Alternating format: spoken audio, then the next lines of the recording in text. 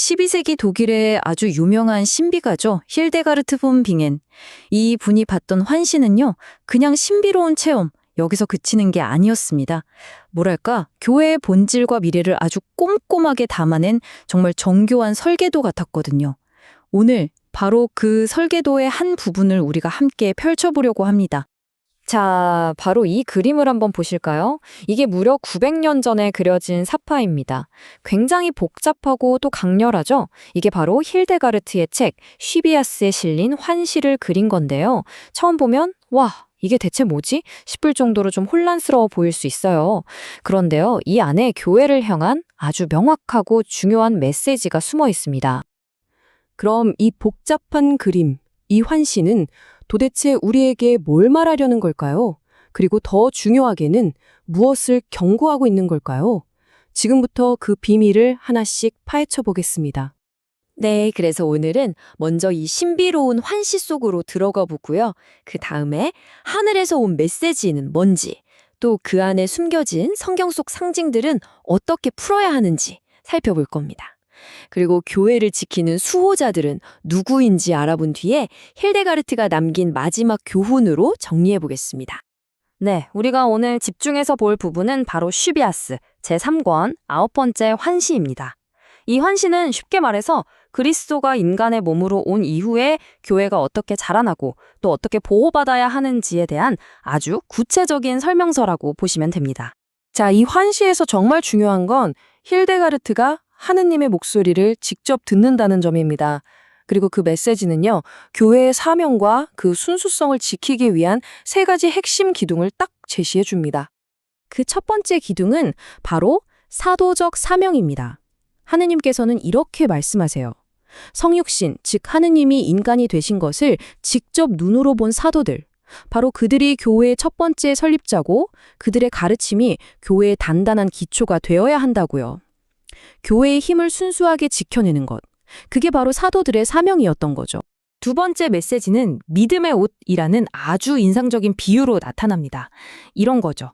우리가 세례를 받으면 순수하고 빛나는 믿음의 옷을 선물로 입게 된다는 거예요. 그런데 만약 세상의 헛된 욕심 때문에 이 소중한 옷을 스스로 벗어버린다면 그때는 오직 진정한 회개를 통해서만 그 옷을 다시 찾을 수 있다는 그런 경고입니다. 구원은 선물로 받지만 그걸 지켜내는 건 우리의 몫이라는 뜻이겠죠. 그리고 세 번째 메시지, 이건 정말 강력한 경고입니다. 바로 시모니아, 우리말로 하면 성직매매에 대한 건데요. 돈을 주고 영적인 직책이나 거룩한 것들을 사려고 하는 그 행위 자체가 곧장 지옥불로 떨어지는 치명적인 죄라고 아주 단호하게 선포하는 겁니다. 사실 이 경고는 성경에 나오는 이야기랑 딱 맞아떨어져요.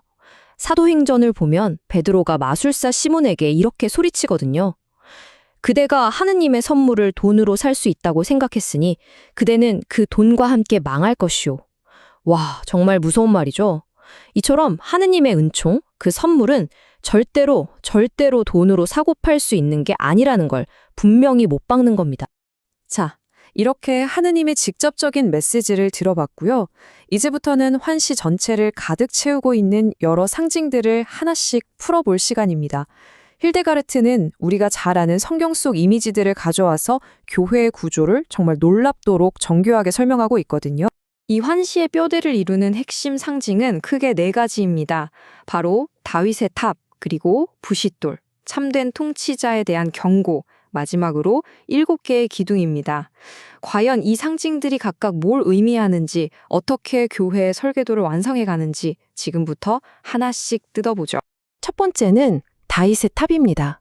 이게 원래 성경 아가서에 나오는 아름다운 표현인데 힐데가르트는 이걸 사람의 아들, 바로 그리스도의 성육신으로 다시 해석해요. 그러니까 하느님이 인간이 되신 그 사건이야말로 신자들을 위한 절대로 무너지지 않는 믿음의 방파제라는 거죠. 우리 믿음의 근원이 바로 여기에 있다는 걸 아주 확실하게 보여주는 상징입니다.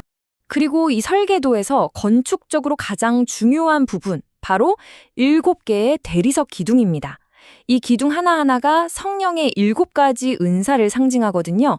그리고 그 기둥들 위에는 지혜가 굳건히 서 있습니다. 이 지혜는 온 세상을 하느님의 법으로 다스리는 존재로 그려져요. 그러니까 무슨 뜻이겠어요? 교회는 성령의 은사라는 튼튼한 기둥 위에 세워져야 하고 지혜로 다스려져야 한다는 아주 핵심적인 메시지를 담고 있는 거죠.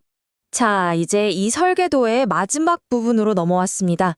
이 교회를 온갖 위협으로부터 지켜내는 아주 강력한 수호자들이 등장하는데요. 바로 여러 미덕들이 사람의 모습으로 나타납니다. 한번 만나볼까요? 다시 그림을 한번 자세히 들여다보시죠. 저쪽에 보면 칼을 든 인물이 있고 또 갑옷을 입고 창을 든 여전사도 보이죠? 그리고 그 옆에는 머리가 3개나 달린 아주 독특한 형상도 있어요. 이들이 바로 교회의 수호자인 정의, 용기, 그리고 성스러움입니다. 첫 번째 수호자는 정의인데요. 그림을 보면 몸집이 다른 사람 5배는 되어 보일 정도로 아주 넓게 그려져 있어요. 이게 뭘 의미하냐면 바로 인간의 오감, 즉 5감각 모두를 사용해서 하느님을 법을 지켜야 한다는 뜻입니다. 우리가 보고, 듣고, 맛보고, 냄새 맡고, 느끼는 이 모든 것이 정의로워야 한다는 거죠. 두 번째 수호자는 용기입니다. 딱 봐도 전투 준비가 끝난 여전사의 모습이죠. 투구에 갑옷까지 갇혀 있고 발밑에 있는 용, 즉 악마를 창으로 꿰뚫고 있어요. 신자들을 유혹으로부터 지켜내는 겁니다. 여기서 우리가 주목해야 할 점은요, 용기가 그냥 꾹 참고 견디는 그런 소극적인 게 아니라 악과 직접 맞서 싸우는 아주 능동적인 힘으로 그려준다는 거예요. 자, 이제 가장 복잡해 보이는 상징, 바로 3개의 머리를 가진 성스러움입니다. 이 머리 하나하나에 정말 놀라운 의미가 담겨 있어요. 먼저 오른쪽 머리는 구원의 바탕이 되는 선의 뿌리를 뜻하고요. 가운데 머리는 선과 악을 분별하는 성스러움 그 자체를 상징합니다. 그리고 마지막으로 베일에 가려진 왼쪽 머리는 바로 하느님께 온전히 나를 바치는 자기 희생을 의미하죠. 결국 진짜 성스러움이란 이 3가지가 모두 합쳐져야 완성된다는 아주 깊은 통찰을 보여주는 겁니다. 자, 지금까지 우리는 이 환시의 전체적인 구조, 그 안에 담긴 상징, 그리고 교회를 지키는 수호자들까지 모두 살펴봤습니다. 그렇다면 힐데가르트는 이토록 정교한 설계도를 통해서 우리에게 정말로 어떤 교훈을 남기고 싶었던 걸까요? 정리하자면 이 환시는 거룩한 교회를 위한 하나의 완벽한 청사진이라고 할 수 있습니다. 기초는 사도들의 사명 위에, 구조는 성령의 7 은사라는 기둥 위에 세워져 있죠. 그리고 정의, 용기, 성스러움이라는 든든한 수호자들이 교회를 지켜줍니다. 동시에 부패와 성직 매매라는 치명적인 바이러스를 항상 경계하라고 경고하고요. 결국 이 모든 것들이 제자리를 지키고 조화를 이룰 때 교회는 비로소 자신의 진짜 모습을 지켜낼 수 있다는 겁니다. 힐데가르트의 환시는 그냥 900년 전의 낡은 이야기가 아닙니다.